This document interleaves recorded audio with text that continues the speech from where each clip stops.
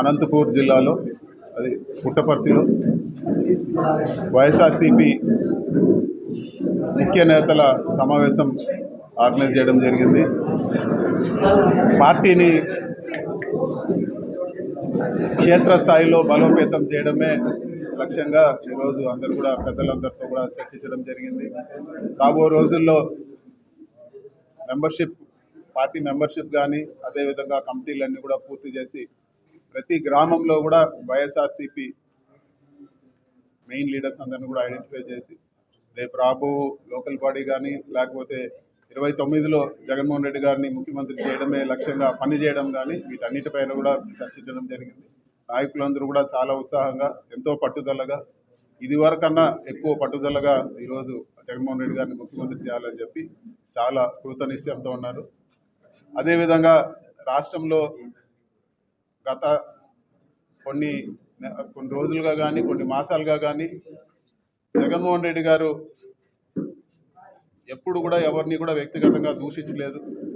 Press మీట్లో ఆయన అన్ని సాక్ష్యాధారాలతో అంతా డేటాతో అన్ని గణాంకనాలతో ప్రభుత్వం చేసే తప్పుల్ని ఆయన ప్రశ్నిస్తూ ఉన్నారు. దానికి జవాబిచ్చి ఒక బాధ్యత గల ప్రతిపక్ష నేత అడిగిన ప్రశ్నలకు జవాబిచ్చేది పోయి వ్యక్తిగతంగా ఆయన్ని దూషించే కార్యక్రమం చేస్తూ ఉన్నారు.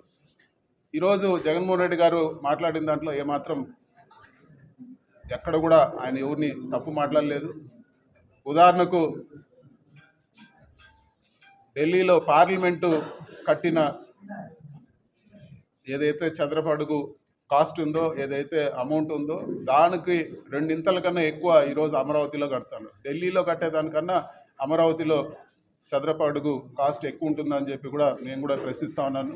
ఇలాంటివి ప్రశ్నించి ప్రజల డబ్బు వృధాగా వేస్ట్ చేయొద్దని చెప్పి అక్కడ రైతులకు పేద రైతులు ఎవరైతే ఉన్నారో ఇన్ని రోజులుగా వాళ్ళకు ప్లాట్లు డెవలప్ చేసి ఇస్తా అన్నారు అమరావతిలో, వాళ్లకు ప్లాట్లు ఇవ్వలేదని చెప్పి ఈరోజు ప్రశ్నిస్తే వాళ్ళకి న్యాయం జరగలేదని ప్రశ్నిస్తే ఈరోజు ఆయన్ని వ్యక్తిగతంగా తిట్టే పరిస్థితులు రాష్ట్రంలో చూస్తూ ఉన్నాము. ఈ మధ్యలోనే టీవీలో కూడా చూసాము, ఒక రైతు తన బాధ అంతా కూడా వెలిబుచ్చుకొని ఎంతో బాధతో మాట్లాడి హార్ట్ అటాక్ వచ్చి చనిపోవడం జరిగింది. ఇది చాలామంది పరిస్థితి ఉంది. అక్కడ రైతులకు న్యాయం చేయాలా, అక్కడ అమరావతిలో భూములు ఇచ్చిన రైతులందరూ కూడా ఫస్ట్ వాళ్ళకి న్యాయం చేయాలని చెప్పి కూడా వైఎస్ఆర్ కాంగ్రెస్ పార్టీ డిమాండ్ చేస్తాం. సో ఈరోజు రాయలసీమ ప్రయోజనాలు చంద్రబాబు గారి వ్యక్తిగత ప్రయోజనాల కోసం వదిలేయడం జరిగింది. రాయలసీమ ప్రజలు ఎట్ట పోయినా పర్వాలేదు, చంద్రబాబు నాయుడు గారి వ్యక్తిగత ప్రయోజనాలే ముఖ్యం అన్నట్టుగా ఈరోజు మాట్లాడుతూ ఉన్నారు. ఈరోజు నీళ్లు లేదే రాయలసీమ ప్రజలు తీవ్ర ఇబ్బందులు గురయ్యే పరిస్థితి ఉంది. అలాంటిది ఈయన ఈరోజు ఏవంటే అవి ఈరోజు మాట్లాడి 22 టీఎంసీలే కదా అని చెప్పి ఒకదానికి ఒకటి సంబంధం లేకుండా మాట్లాడుతూ ఉన్నారు. ప్రజలకు రాయలసీమ ప్రజలకు అన్యాయం చేస్తే చూస్తూ ఊరుకునేది లేదని చెప్పి కూడా తెలియజేస్తారు. ప్రతి నియోజకవర్గంలో కూడా ఈరోజు ఒక వైఎస్ఆర్సీపీ కార్యకర్తల పైన దాడులు చేసి వాళ్ళని భయభ్రాంతులు గురి చేసి వాళ్ళందరినీ కూడా తప్పుడు కేసులతో లోపల పెట్టే పరిస్థితి చూస్తూ ఉన్నాము.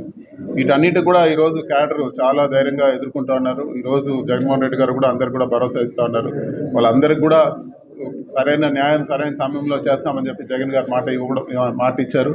అదేవిధంగా మేమందరూ కూడా నాయకులందరూ కూడా కార్యకర్తలను కాపాడుకోవడమే లక్ష్యంగా కూడా పనిచేస్తాం.